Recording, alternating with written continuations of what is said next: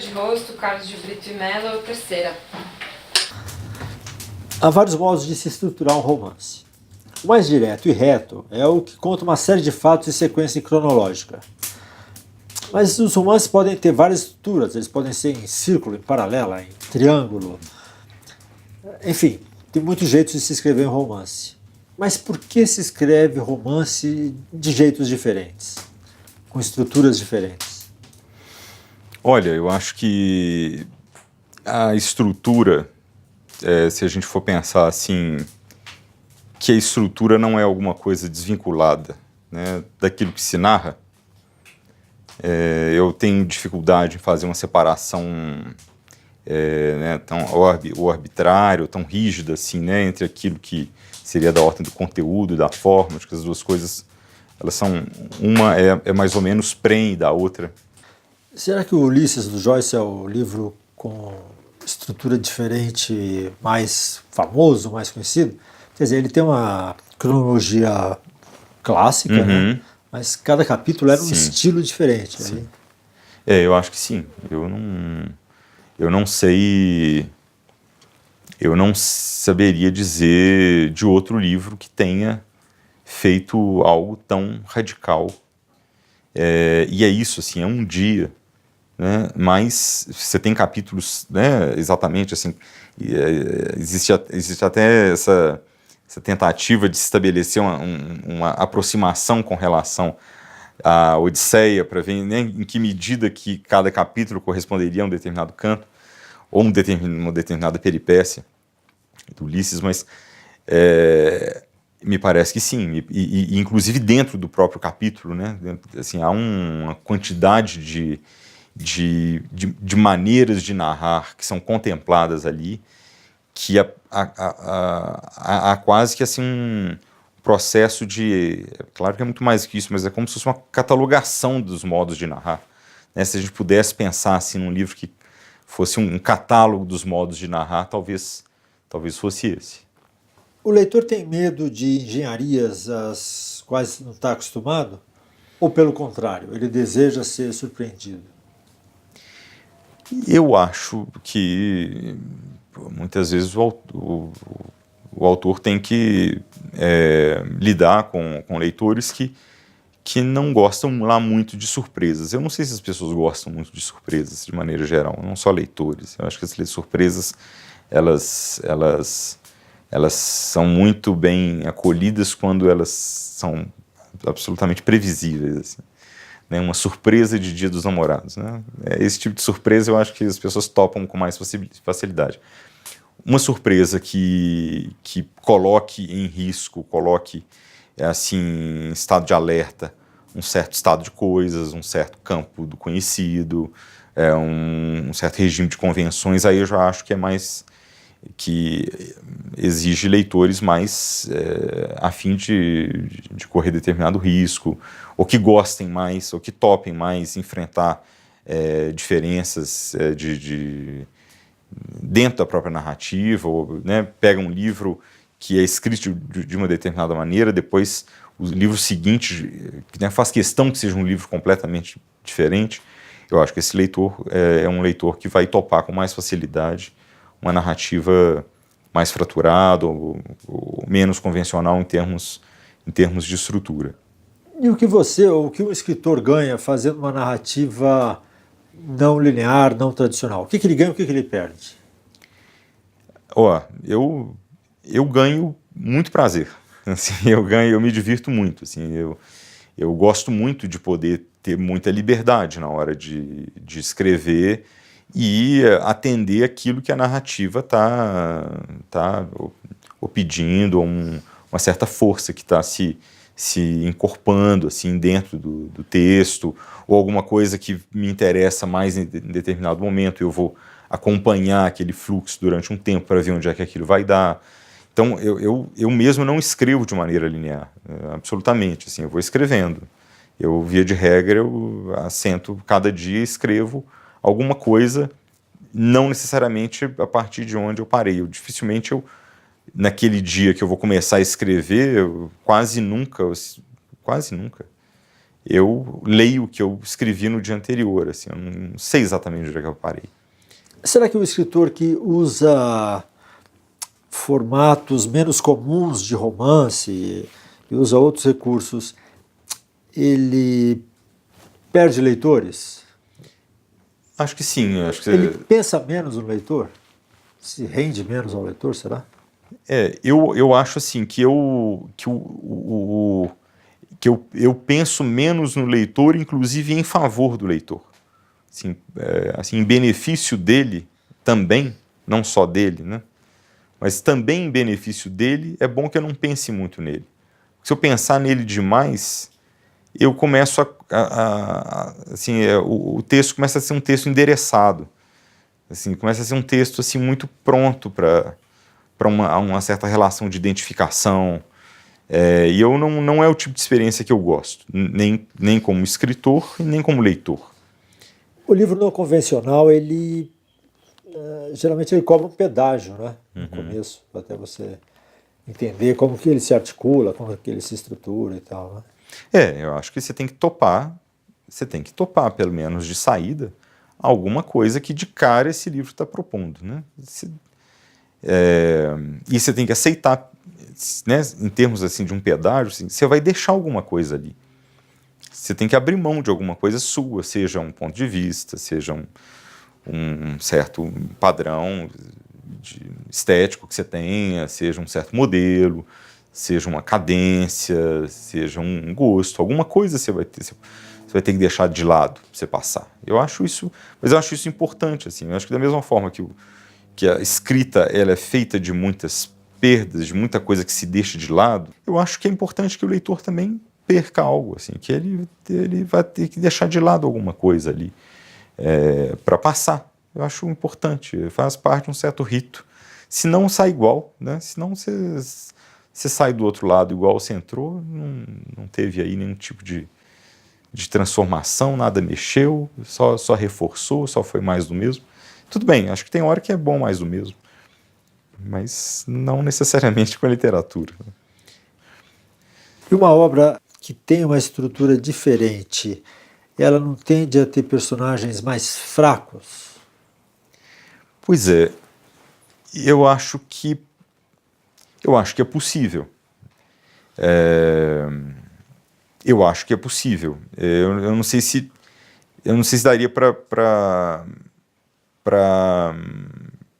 colocar e pensar nisso como uma regra, né, como uma coisa com essa validade assim extensiva, mas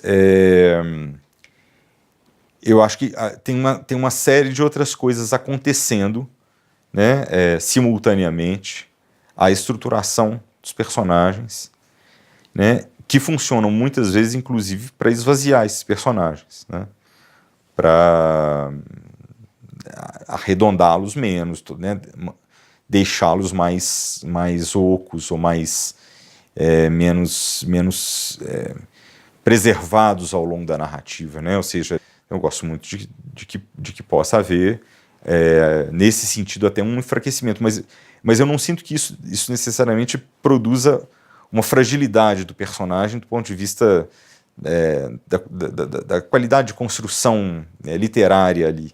Eu acho, inclusive, a sua potência pode estar ali. A sua potência pode estar nesse personagem que não se decide, ou nesse personagem que não consegue colecionar de maneira tão harmoniosa assim, os atributos que foram destinados a ele, ou que ele não segue necessariamente um destino, né, não tem um lugar que vá acolhê-lo ao final da narrativa. Então, mas eu acho que tem esse risco, assim, a gente acaba movimentando outras forças que vão, inclusive, chamar muito mais atenção, por exemplo, para a linguagem, se é que a gente pode dizer isso, assim, para a linguagem em si, né, para a carne da linguagem, pro fato de que a linguagem é a linguagem, pro fato de que ali há uma experiência da linguagem, né, e que aquela fábula diz respeito a viver essa experiência. Então, eu acho que tem esse risco, mas eu acho também que é um risco muito, muito legal de ser corrido. Eu acho muito bacana, né, assim, que um autor dê conta, né, inclusive tenha coragem de, né, construir um personagem assim, eu acho admirável.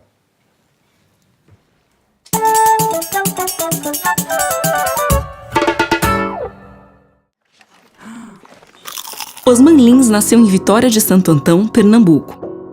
Ele se formou em finanças, casou-se, teve 3 filhas e virou funcionário do Banco do Brasil.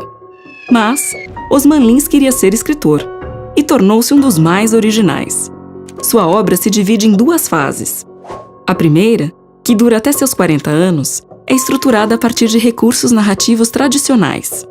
Já a segunda se caracteriza pela experimentação formal e propõe reflexões sobre a natureza da ficção. Nesta fase, ele pensa o seguinte: o romance do século XIX transposto para hoje? Não tem sentido, é um anacronismo. O romance atual, contemporâneo, tem uma característica muito nítida. Ele não quer mais iludir o leitor. Ele propõe ao leitor não um simulacro de vida, mas um texto que se propõe como texto e propõe os personagens como personagens, não como figuras de carne e osso.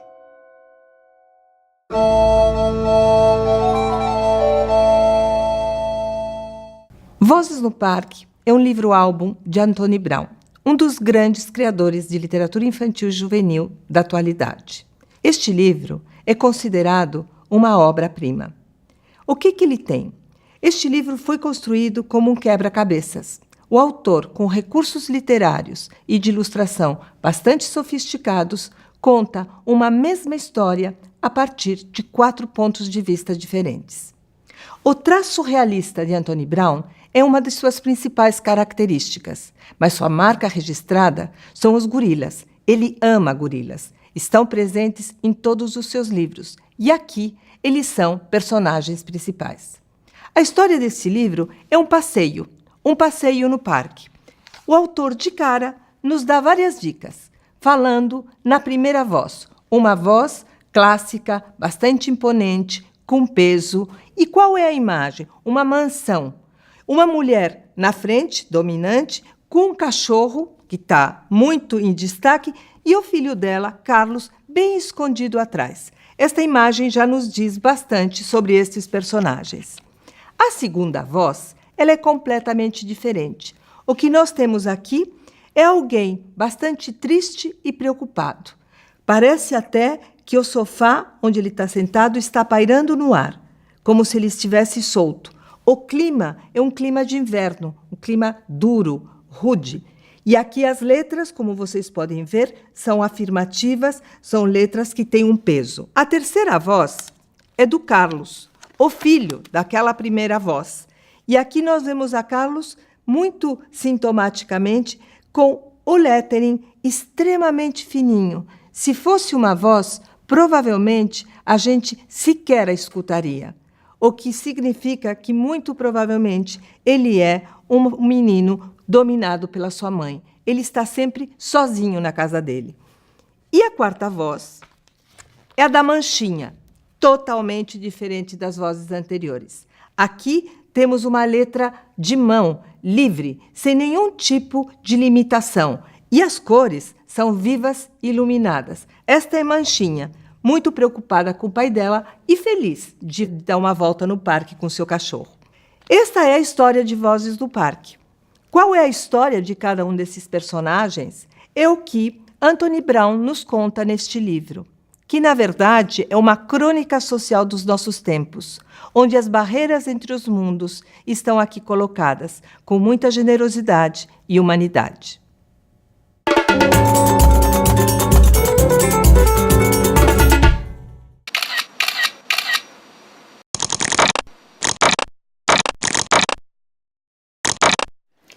Eu escrevo aqui na cozinha, eu escrevo numa mesa que, nessa casa que eu adaptei dentro da sala de televisão, com a TV desligada, com o mínimo de som possível. Mas eu preciso escrever também em todo lugar. No dia a dia muito cheio de compromissos, eu escrevo no carro, escrevo numa outra casa em que eu resido, no consultório, eu vou escrevendo, inclusive, onde é possível. Eu escrevo em verso de talão de cheque, não tem mais talão de cheque, né, mas nota fiscal, talão de estacionamento, beirada de livro, depois eu preciso reunir isso em algum lugar, aí eu preciso estabilizar isso em algum lugar. Então essa mesa aqui da cozinha funciona, da sala de jantar eventualmente funciona, mas eu preciso de que seja algum lugar assim mais ou menos preservado.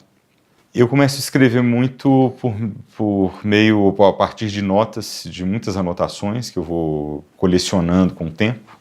Eu sempre tenho algum ponto de partida, uma frase, uma imagem, um determinado acontecimento, e eu fico durante muito tempo sem saber a que se refere, seja a frase, seja o acontecimento, mas ele tem uma força nucleadora. Em torno dele vão acontecendo algumas coisas, e eu vou, então, reunindo essas notas, embora eu não saiba exatamente a que se referem, mas isso eu vou saber com o tempo. Tem um período assim, de uma decantação. Eu vou reunindo isso tudo, daí a pouco decanta um personagem, decanta uma determinada trajetória da narrativa, ou um final que se antecipa, e as coisas vão um pouco assim se costurando ao longo do tempo, mas de maneira muito fragmentária. Assim. Isso vai se reunindo ao longo de um determinado tempo. Eventualmente, é claro que alguma linearidade se costura, mas se costura de maneira não linear. É sempre assim por agregações, por aproximações. Isso nunca se resolve completamente, mas eu acho bom. Essa eu acho que é a pergunta mais complicada e provavelmente a pergunta que é mais aberta, no sentido assim, de que talvez todo dia eu possa, talvez eu tenha uma resposta para isso, mas sempre uma resposta um pouco precária. Primeiro que eu desejo escrever, primeiro que isso é um desejo, alguma coisa que eu quis em algum momento que fizesse parte da minha vida de maneira intensiva, assim. E depois que a vida passa pela escrita, e para mim não tem uma separação daquilo que é vivido para aquilo que é narrado, para aquilo que é imaginado. Para mim é uma passagem que não é exatamente tomar as duas coisas como o mesmo, mas há uma passagem, há um limiar aí, né, uma certa porta em que que ao mesmo tempo que separa, comunica essas duas instâncias, que é a instância da vida narrada e da vida vivida. E me parece que, para mim, assim, um certo estar no mundo passa pela possibilidade de narrar, passa pela possibilidade assim, de que uma palavra, eventualmente não seja nem uma palavra que venha narrar, contar uma história, no sentido talvez mais específico da narrativa, mas uma palavra que possa dizer daquilo que é estar aqui, daquilo que é viver entre as pessoas, daquilo que é presenciar determinados acontecimentos, daquilo que é imaginar.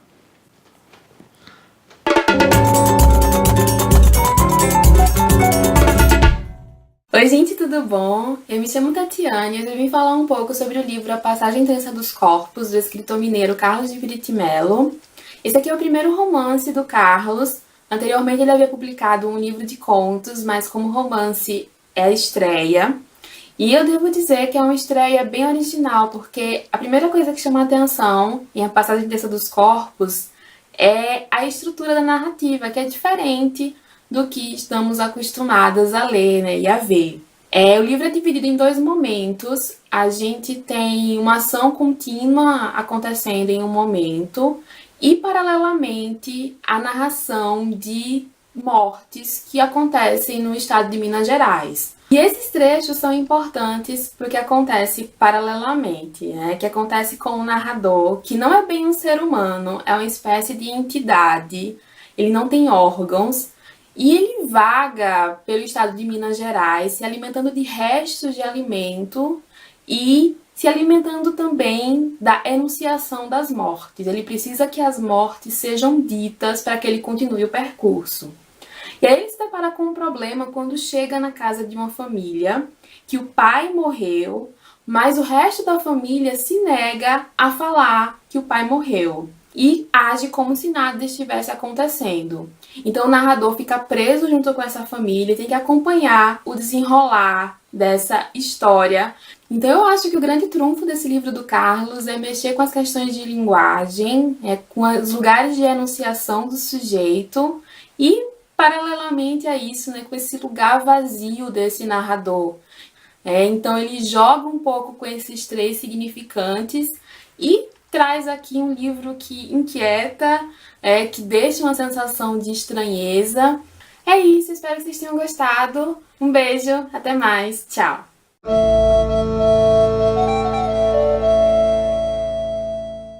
Sabe o leitor que o Fakir gasta longas horas a olhar para a ponta do nariz com o fim único de ver a luz celeste?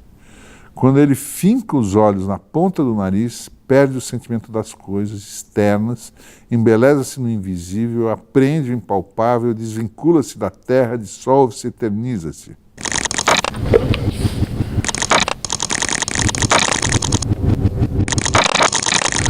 Quando eu li o livro e decidi fazer um filme, tinha com plena consciência que o Machado de Assis e esse livro, o que eles representam? Eles são uma espécie de monumento da literatura brasileira. Então eu fiquei muito preocupado em me sentir intimidado, em me sentir tolhido em adaptar. Falei, vou pegar Machado de Assis, Memórias Póstumas, isso é uma coisa... Estou mexendo com uma coisa meio sacralizada da literatura brasileira. E isso eu corro o sério risco de me deixar envolver por tudo que se fala em torno disso, que se pensa. Então eu decidi não ler nada, não fazer nada, adaptar imediatamente. E foi nesse momento que, imaginando a nudez humana, fiz uma descoberta da mais pura filosofia. Isso foi muito rápido. Falei, eu vou fazer já, sem ler nada, sem estudar nada, sem ler outras... Eu vou fazer já, que é essa impressão que eu tive, para afirmar essa posição no papel, o que me motivou mesmo, para não perder a motivação original. Eu reli o livro mais uma vez, depois sentei com o livro do lado e comecei a escrever um roteiro. E foi assim um ímpeto mesmo. Procurei preservar a espontaneidade do meu sentimento que eu tive ao reler o livro. Eu não me preocupei em ser fiel ou não. Eu fui fiel ao sentimento que eu tive ao ler. Eu tinha que ser fiel a isso. O meu filme não é um livro filmado. Não existe um livro filmado. Existe uma interpretação de um livro. Mas não. Na realidade, eu cavalgava um hipopótamo. Uma das coisas antológicas, uma das coisas emblemáticas do livro e da literatura brasileira é o delírio dele quando ele está à beira da morte. Isso era muito difícil de fazer, era um desafio do filme, da filmagem, era contar essa história do delírio. Como se chama a senhora? Ele conta a passagem dos séculos, ele conta todo o mal e o bem da humanidade, ele fala de coisas assim grandiosas, assim, e você mostrar essas coisas, são ideias abstratas, não sabia como resolver isso. Então, resolvi fazer uma abordagem burlesca, meio circense do delírio.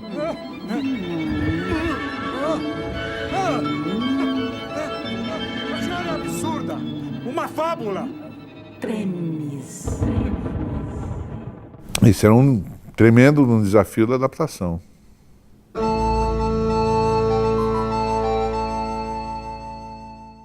O livro que eu escolhi para falar é o Vermelho Amargo, do Bartolomeu Campos de Queiroz. É um romance extremamente condensado, que traz um fragmento biográfico que se inicia a partir da morte da mãe dele, da morte do personagem ou da voz que traz essa narrativa.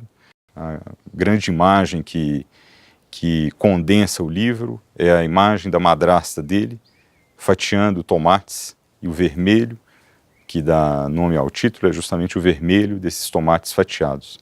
E esse fatiamento, ele ocorre ao longo da narrativa inteira, de maneira que, ainda que traga um fragmento de uma vida vivida, esse fragmento ele é repleto de lacunas, repleto de falhas e entrecortes. E aquilo que a narrativa elabora, no final das contas, é uma possível sutura para isso que foi cortado desde o início.